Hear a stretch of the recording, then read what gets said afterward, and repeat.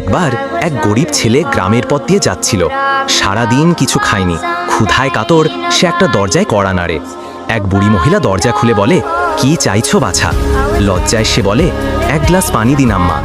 বুড়ি তার কাহিনী বুঝতে পেরে দয়ার চোখে তাকিয়ে বলে, তুমি পানি চেয়েছো, আমি তোমায় দুধ দিব।